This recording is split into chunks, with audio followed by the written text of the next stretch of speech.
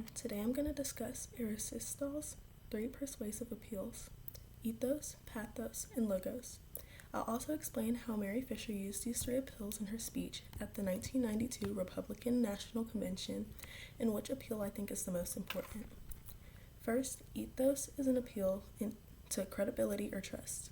A speaker builds ethos by showing they are knowledgeable, honest, or have personal experience with a topic. Pathos is an appeal to emotion.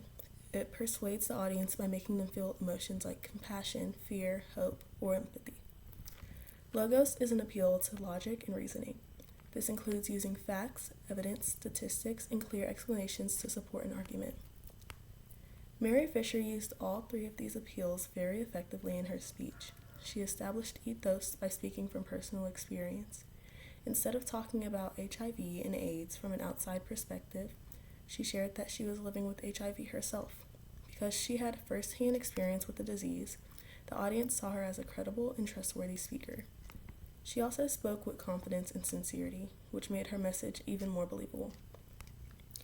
Mary Fisher also used pathos throughout her speech. She shared the emotional reality of living with HIV and challenged the fear and stigma surrounding the disease.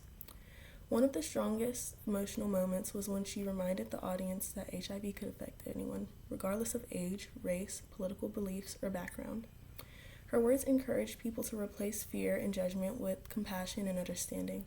By sharing her own story, she helped the audience connect with the issue on a personal level instead of seeing it as just another political topic. Finally, she used logos by explaining that HIV was not limited to one specific group of people. She pointed out that the disease was spreading across communities and that ignoring it would only make the problem worse. She encouraged people to face the facts, educate themselves, and work together to address the epidemic. Her logical arguments supported her emotional message and helped convince the audience that action was necessary. Out of Aristotle's three persuasive appeals, I believe ethos is the most important. Before people accept your facts or connect with your emotions, they need to trust you as a speaker. If an audience doesn't believe you're credible or honest, they're less likely to be persuaded by anything else you say. Once that trust is established, pathos and logos become much more effective.